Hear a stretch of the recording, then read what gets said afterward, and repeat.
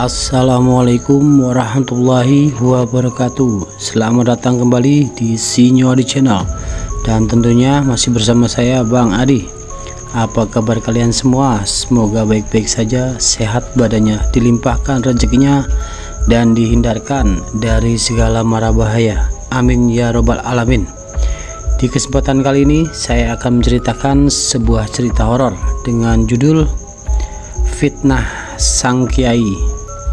Oke, sebelum lanjut ke ceritanya, yang belum subscribe silakan bisa subscribe dulu dan aktifkan lonceng notifikasinya agar kalian tidak ketinggalan dari cerita channel Sinyo Adi yang akan selalu membuat bulu kuduk merinding, dan juga tidak ketinggalan share and like. Oke, terima kasih. Kita langsung ke ceritanya.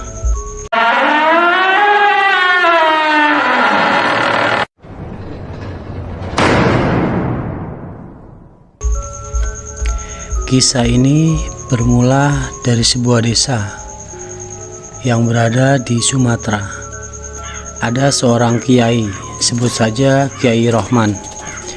Ia perantauan dari Pulau Jawa merantau ke Sumatera karena dia ingin melupakan bayang-bayang istrinya yang sudah lama meninggal, dan satu lagi dia juga ingin mencari sebuah kerjaan lah, biar tidak tidak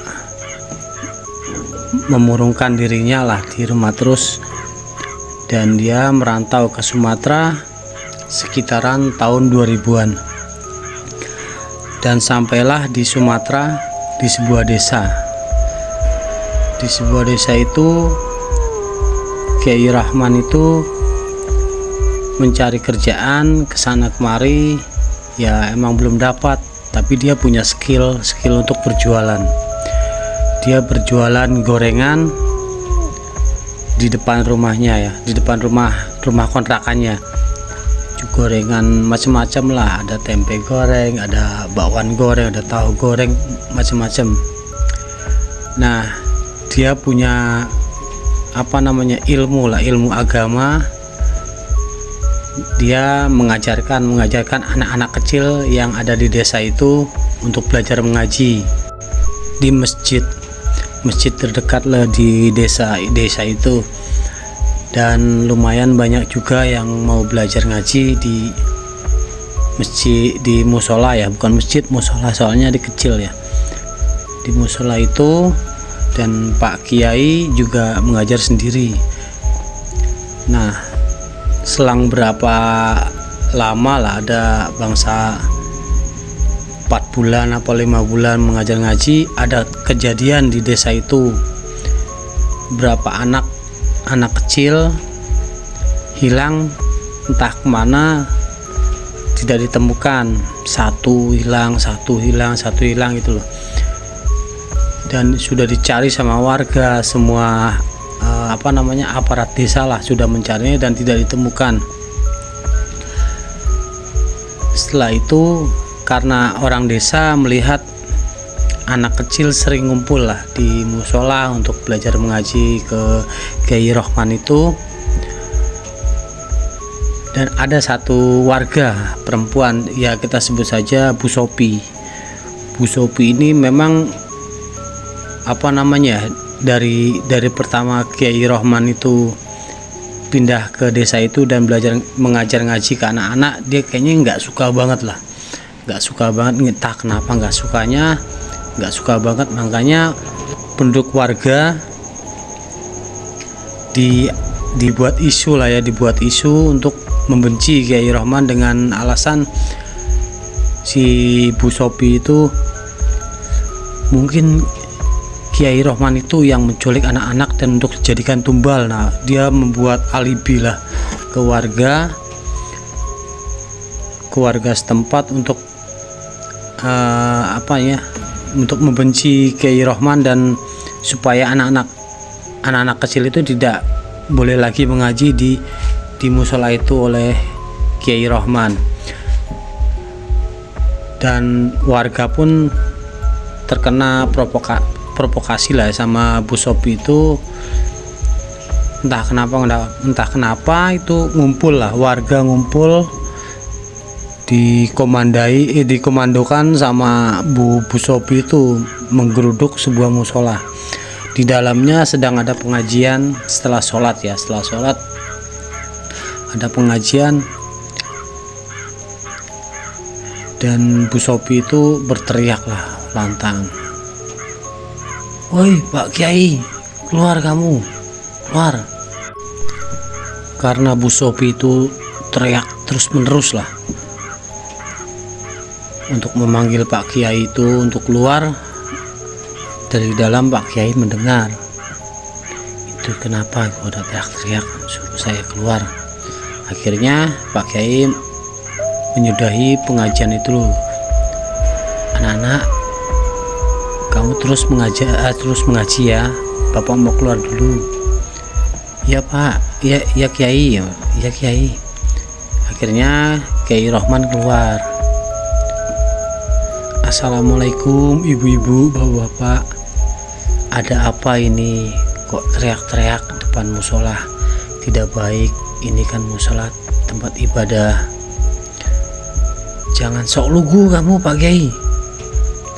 Pasti kamu yang sudah menculik anak-anak di desa ini untuk dijadikan tumbal buat kamu. Karena kamu bukan orang asli sini. Semenjak ada kamu di sini dan membuka pengajian, anak-anak desa satu persatu hilang." Terus Pak Kiai bilang, "Astagfirullahaladzim, Bu, istighfar Bu, istighfar. Ini ada apa? Kok saya dituduh seperti itu? Saya di sini hanya cuma mengajar ngaji, biar supaya anak-anak di sini agamanya lebih kuat, lebih pintar dalam beragama." Jangan banyak alasan kamu Pak Kiai. Buktinya pas kamu ada di sini dan pas kamu mengajar ngaji menjelang maghrib pasti ada yang hilang. Jangan nuduh sembarangan Bu, istighfar Bu, kata Pak Kiai gitu. Lah terus warga yang lain menimpali, kalau Pak Kiai memang tidak menculik anak-anak, buktikan Pak Kiai. Soalnya apa? Setiap jam menjelang maghrib disitulah anak-anak hilang satu persatu. Istighfar bapak-bapak, ibu-ibu, istighfar. Saya di sini hanya mengajar ngaji bapak-bapak, ibu-ibu, untuk supaya anak-anak pintar dalam mengaji dan menuntut agama. Baiklah kalau bapak-bapak, ibu-ibu menuduh saya seperti itu karena kehilangan anak-anak menjelang maghrib, saya akan pindahkan jamnya. Setelah zuhur saya akan mengajar ngaji. Setelah itu gak sampai asar sudah selesai. Jangan mengelak kau Pak Kiai, Pak Kiai, jangan mengelak kau, kata si Sopi itu, Bu Sopi itu. Wah, Bu Sopi paling lantang lah, kayak nggak seneng, yang emang nggak seneng banget sama Kiai Rohman itu. Ya udah, saya minta maaf ibu-ibu, bapak, kalau emang mengganggu jenengan, ya, orang Jawa bilang jenengan kalian semua. Saya akan pindahkanlah jamnya. Mulai besok pokoknya kalau ada yang kehilangan lagi pasti kamu Pak Kiai. Astagfirullahaladzim Bu Sopi, istighfar Bu Sopi. Akhirnya sudah selesai itu, marah-marah warga pada pulang dan mengancam Bu Sopi itu kalau masih ada yang kehilangan lagi, Kiai itulah yang akan diusir. Akhirnya besokan hari Kiai memindahkan jadwal pengajian, mengaji ke anak-anak. Setelah zuhur, ba'da zuhur, anak-anak itu mengaji dan selesai sebelum ba'da asar. Sebelum asar, bukan ba'da asar, sebelum asar. Nah, setelah berapa hari kemudian ada lagi yang hilang itu, tapi hilangnya emang menjelang maghrib. Nah, emang bener-bener si Bu Sopi itu emang nggak suka sama Pak Kiai. Apapun lah dia rencanakan untuk mengusir Pak Kiai itu.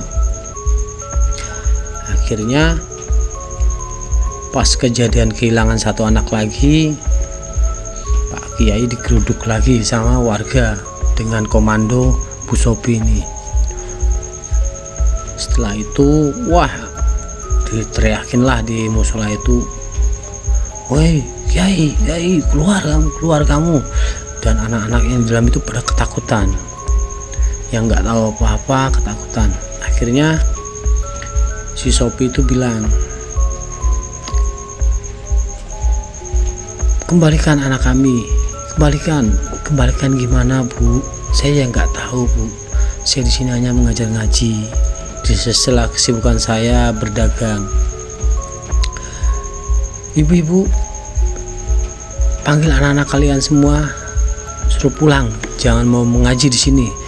Jangan sampai anak-anak kita diculik sama Pak Kiai untuk jadiin tumbal." Akhirnya ibu-ibu memanggil anaknya yang pada ngaji itu suruh pulang. Akhirnya Pak Kiai udah nggak punya murid lagi lah di situ, nggak punya murid. Pak Kiai bingung. Dan Pak Kiai ibaratnya dimusuhin satu desa lah itulah. Tapi nggak semua lah, ada sebagian kecil nggak percaya sama omongan Bu Sopi dan masih percaya sama Pak Kiai itu. Setelah sepi, nggak ada pengajian, dan dagangan Pak Kiai juga selama terjadi itu dan selama ada demo dari Bu Sopi dan warga, sepi sekali dagangannya. Sedikit sekali yang terjual dan banyak sisa, dan sisa-sisanya itu ya dikasih ternak-ternak lah. Akhirnya Pak Kiai itu bingung, gimana ini, saya harus menyelesaikan masalah ini karena warga di sini sudah menuduh saya. Gimana caranya ya? Akhirnya sehari 2 hari Pak Kiai masih jualan gorengan dan melihatlah ada 2 orang anak kecil menghampiri Pak Kiai dengan wajah sedih, wajah murung. "Loh Nak, kenapa Nak? Kok wajahmu sedih sekali? Ada apa? Ada masalah apa?" Bilang sama bapak, "Pak Kiai, tolong ya Pak Kiai, aku boleh ngaji lagi di sini. Aku kepingin bisa belajar ngaji Pak Kiai." "Boleh-boleh saja Nak, boleh-boleh saja. Bapak senang kalau anak-anak mengaji di sini. Bapak senang mengajar kalian untuk pintar masalah agama. Tapi izin dulu sama orang tua kamu, diperbolehkan apa tidak?" "Pak Kiai, kalau saya izin nggak bakalan mungkin diperbolehkan Pak Kiai. Tahu sendirilah Pak Kiai, orang tua kita seperti itu. Tolonglah Pak Kiai, boleh ya." Nah, merengek lah anak-anak kecil itu. Akhirnya Pak Kiai merenung lah sebentar. Setelah merenung, dia bilang sama Pak Kiai, bilang sama anak-anak, baiklah anak-anak, kamu boleh mengaji tapi di rumah saya ya, di rumah bapak ya, ngajinya nggak di musola. Wah, pas di situ senang sekali anak-anak itu pada ore, alhamdulillah, kita ngaji lagi. Nah, akhirnya Pak Kiai bilang sama anak-anak, tapi sebisa mungkin kalian izin sama orang tua ya, biar bapak tidak disalahkan lagi, disalahkan sama orang tua. Iya Pak Kiai, ya Kiai. Akhirnya anak-anak pulang, Pak Kiai baliklah berdagang lagi, walaupun dagangannya sepi. Keesokan harinya anak-anak datang lah, ba'da zuhur datang ke rumah Pak Kiai. Ya lumayan lah, kira-kira ada 8 atau 9 anak-anak lah. Setelah itu ngaji dapat seminggu 2 minggu. Nah, orang tua anak-anak itu pada bingung loh, aneh nih, seminggu 2 minggu ini kok anak-anak sepi setiap siang zuhur sampai ke asar. Nah, si Sopi melihat anak-anak siang-siang itu datang ke rumah Pak Kiai. Akhirnya si Sopi itu bilanglah ke warga desa, wah, Kiai itu sudah mulai lagi mengajar, hati-hati loh ibu-ibu, Pak, nanti anak kita jadi korban tumbal ke Kiai itu. Cepat kita geruduk sebelum terlambat, sebelum anak-anak kita diculik. Akhirnya terprovokator lagi lah warga. Akhirnya digeruduklah rumah Pak Kiai. Kiai Roman, keluar kamu, keluar. Akhirnya Kiai Roman keluar. Ada apa lagi Bu, Bapak? Sudah kami peringatkan Kiai, sudah kami peringatkan kamu loh, kenapa masih mau ngajar lagi? Kamu belum puas dengan beberapa korban untuk sebuah pesugihan kamu. Astagfirullahaladzim Bu Sopi, sekali lagi saya ingatkan, tolong istighfar. Belum ada bukti Bu, belum ada bukti. Saya tidak mungkin seperti itu. Saya masih punya Tuhan, masih punya Allah Subhanahu wa Ta'ala. Saya tidak mungkin berbuat seperti itu. Nah, warga yang masih yang nggak benci sama Pak Kiai bilang, Bu Sopi, jangan seperti itu. Mana ada pesugihan orang yang belajar, yang pintar agama dan mau mengajar ngaji, kan nggak mungkin loh Bu Sopi. Kamu jangan ikut campur, kamu nggak tahu, saya yang tahu semua itu. Nah, akhirnya bapak siapa yang membela Pak Kiai disemprot habis-habisan. Wah, malum lah, wanita itu kalau lagi ngoceh itu nggak bisa lah dilawan, apalagi sama orang lelaki lah. Akhirnya gini aja Pak Kiai, kalau Pak Kiai besok masih mengajar ngaji ke anak-anak kami, saya akan usir Pak Kiai dari desa ini. Jangan tinggal di sini lagi. Akhirnya kan dagangannya Pak Kiai itu diobrak-abrik sama Sopi, sama keluarga lah, sampai berantakan.